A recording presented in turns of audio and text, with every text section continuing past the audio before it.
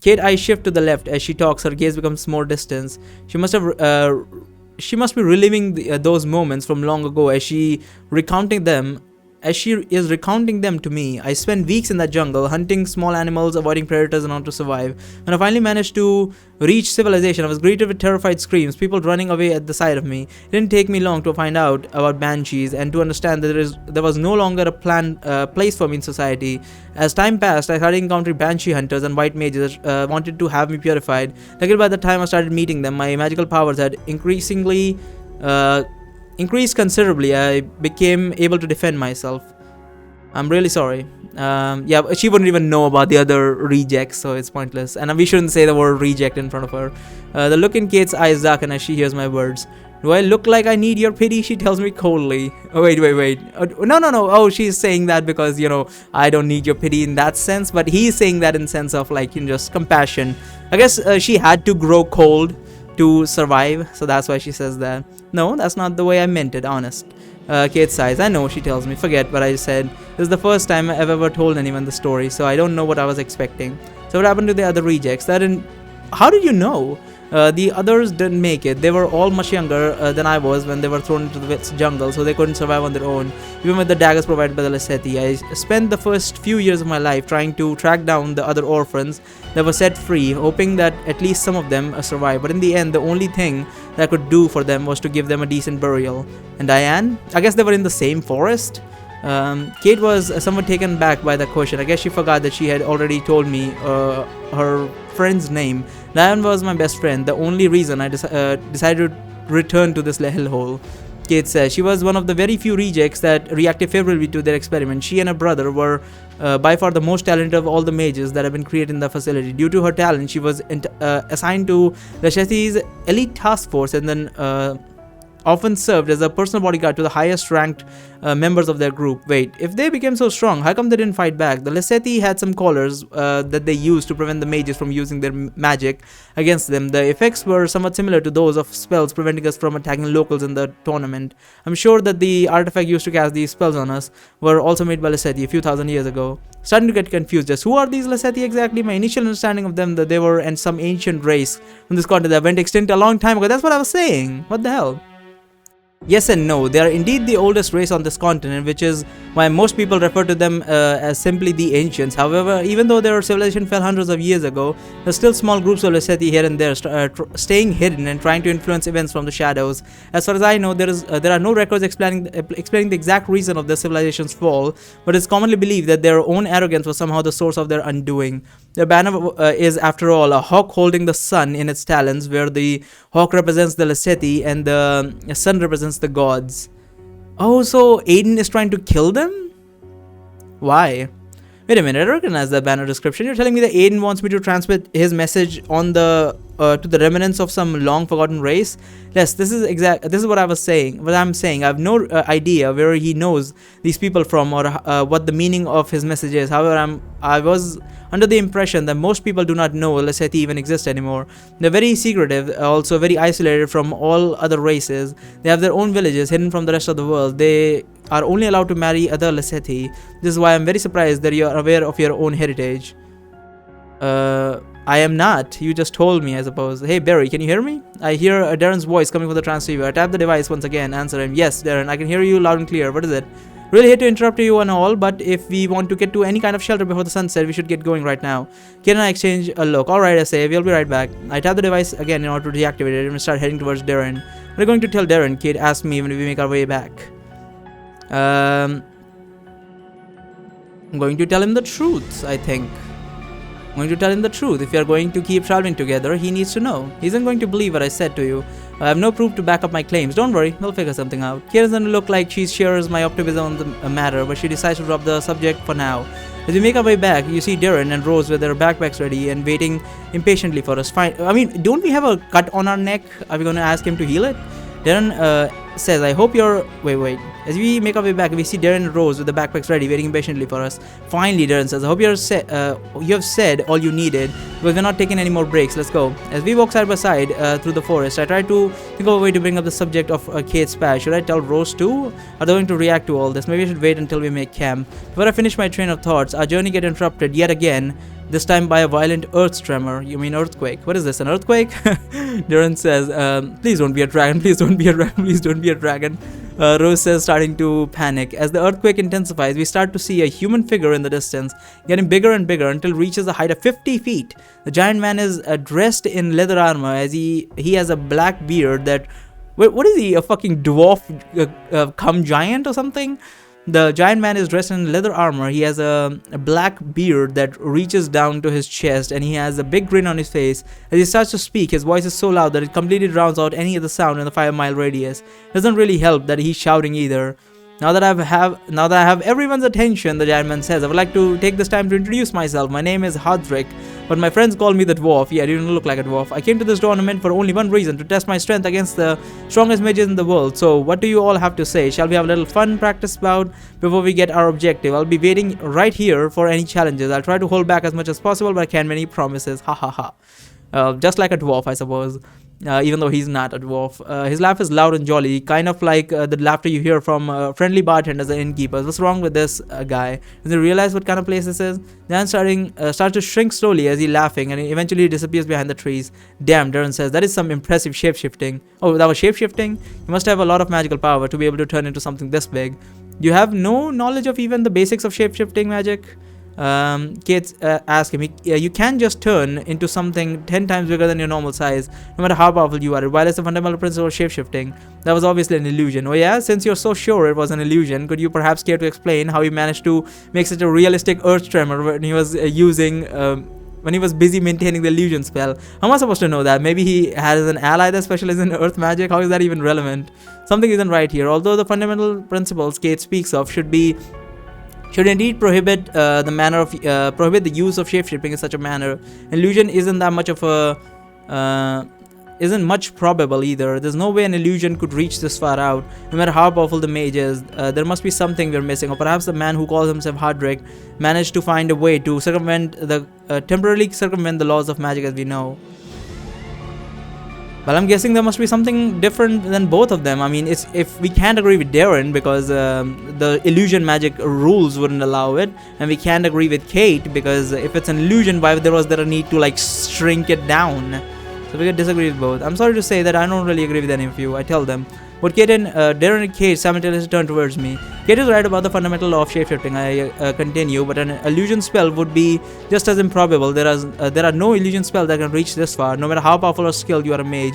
There must be something that we're missing here. It doesn't matter either way, Kate says. This is obviously a trap. Honestly, can't imagine how anyone would be stupid enough to follow something so. Suddenly, the bodies of me, Kate, and Darren all start to vibrate loudly. We get enveloped in white light. Oh no. Kate says, what's happening? Rose asks us. Rose, catch. Darren says he throws her his transceiver. As soon as he catches, the three of us get teleported away at the same time. The sensation I'm getting is the same as the one I got when I first transported to this continent. I feel almost as if every fiber in my body is being decomposed and slowly reassembled. Isn't that like killing? Kind of like Soma. I mean, not really like Soma. I mean, Soma did delve into like consciousness and like death and body transfer and all that, but there are some theories that when you teleport, you're essentially dying and a copy of you continues on. There are theories about like how sleeping is a form of death and the next day your continuation is continuing rather than you yourself. So there's that, I suppose. Let's see.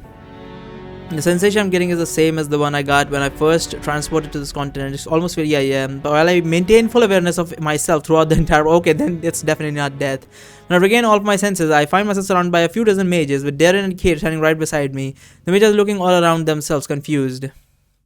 Seems we weren't the only ones that were teleported here all of a sudden. I recognize one of the mages as being the giant, the challenger. He's surprisingly smaller than I expected him to be. I don't think he's much taller than 4 feet. That explains why they call him the dwarf. Judging by the position of a very tall tree I had chosen as a landmark when we left, I'd say we had been teleported right in the middle of a clearing where Hadric first made his appearance a few moments ago. Is this dwarf's doing? Good evening, gentlemen. We hear a voice coming from above. We all look up at the same time and see a little brat floating casual in the air, with his hands in his pocket and his eyes closed. Aiden. Of course it would be Aiden. I'm deeply sorry for interrupting you all from your I was wondering why he said a brat, but I guess that makes sense. Interrupting you all from your daily activities, but I thought this would be a splendid opportunity for all the participants of the tournament that were in the area to get to know each other better. Then raises his eyebrow and starts looking all around him with his eyes still closed. He says, in all honesty, I was expecting this to be a trap of some sorts, or at least well thought out ambush, but it seems I was mistaken. How disappointing. Barry, Darren whispers to me while Aiden is talking. Take out your transceiver and tell Rose where we are. Tell her to come towards us. We'll meet her halfway. As soon as we manage to get out. Okay, I'm on it. I tell him I take out my receiver. I noticed that the volume was set to maximum level. It's a good thing I saw this before Rose tried to contact us on her own. I set the volume down to its lowest level. Oh, that's a good thing. I put the transmitter close to my ear in order to hear properly. Then I tap the device lightly with my other hand. Rose, can you hear me? I whisper through the transceiver. There's no answer. Rose, you need to tap the device once for me to hear what you're saying. Barry? Barry, where are you? What happened? Rose, listen to me closely. I can't talk for long, but we are teleported to where the giant appeared a few minutes ago. Do you remember where that was? Can you make your way to us? Yes, I know where that is. I'll be right there. Be careful. Finished talking with Rose, I noticed that there is a loud murmur coming from people around me, and everyone is moving to clear the center of the clearing. Aiden and Hardrick are both taking their standing battle stances as if they were preparing to duel. Wait, Darren, wait, the Hardrick guy is that strong? He's gonna duel with Aiden? And they're both taking dueling stances, so I mean, Aiden considers him a threat? What's happening? I asked Darren. They're going to duel without using any magic, but how did it come to this? The dwarf challenged Aiden to a fight, and Stillwater said it would be rude to decline his challenge after coming all the way here. He also said that it would be boring to kill the dwarf with a flick of his finger, so he suggested there were no magic rule. Ooh, that's fun. As Darren talks, my attention is drawn towards an old mage in front of me. He looks oddly familiar. Upon taking a closer look at the old mage, I suddenly realized that I know him all too well. It's impossible to live in the Western continent to not have seen his face at least once in your life. His portrait appears almost every month in the newspaper after all. The man standing in front of me is none other than the fabled Azarius, the sage of the West. There are many strong mages in the world, but 4 of them are officially recognized to be elite among elite. They call them the 4 sages, and each of them represent one of the 4 major continents in the world. The sage title is earned and maintained through yearly contests that are held by the leading nations of each continent. Given then each of the 4 major continents named after the cardinal point that represents its position in the world map. Each sage title also carries the approximate cardinal point to its name. So the cardinal point is decided by all the 4 continents. Okay, the sage title is given maintained through yearly contest. This position on the world map. Each title also carries the appropriate cardinal point to its name. I'm guessing there's more of them. This is very confusing. The Sage of the West looks exactly like as I've seen him in the pictures. An old man, also 80 years of age, with a long beard as white as snow. What is he, Gandalf? Holding a long wooden staff with his right hand and very traditional wizard robes, as well as a pointed hat. He's like a living example of what most people would imagine when thinking of a mage. Barry, hey Barry, are you listening to me? I realized I must have spaced out while looking at the old mage because I have no idea what Darren been talking about the past 10 seconds. I'm sorry, could you repeat what you just said? I don't think I caught all of that. I was saying that this was a perfect opportunity to make our way out of here. They won't be paying any attention to us because they're too focused on watching the fight. Actually, I think we should watch the fight too. Yeah. Oh yeah? And why is that? Give me one good reason. Gathering intel. Remember how Aiden easily dodged all of your attacks the first time we met him? Since we, and even if we leave, he will probably detect us. Even while fighting, since he isn't going to be using any magic, they should give us some valuable information regarding his martial arts training. Well enough to risk our lives for it? Yes, actually. You do realize we'll likely have to fight him at the end of this tournament, don't you? Shouldn't we take advantage of every chance we get to try and find his weakness, even at the risk of our own safety? Dren grumbles the way he always does when he can't find a good enough counter argument to throw in my face. He eventually calms down and steps forward to get a better look at the battle that is about to begin. Kate, who has heard our discussion, is also stepping forward in order to see the fight better. She's wearing her hood and covering herself in a green cloak in order to hide the fact that she's a woman. The other combatants are now circling each other. Aiden is smiling as usual, and the dwarf has a big grin on his face. Neither are holding any weapons. Are they planning to fight barehanded? The fight starts suddenly, without any warning. Both the fighters lunge at each other at the same time. Hydrick initiates by jumping into the air, raising his right leg as high as he can, and bring it down like an axe. It's an attempt to smash Aiden's Stillwater's skull. Aiden steps casually to the side, and the dwarf's boot hit the ground, which makes a small crater and sends rubble flying all over the place. The Stillwater wastes no time and hits Hardrick in the chest with his right palm. His strike sending a powerful blast of air all around him, pushing the dwarf back 10 feet. What the hell is this? Shouts one of the mages. They barely even started fighting. They're already using strength enhanced magic. They're not using any magic, says another mage. I've been closely monitoring their magical aura since they started. There have been no fluctuations so far. But you're going to tell me they just did a lot of squats and push-ups?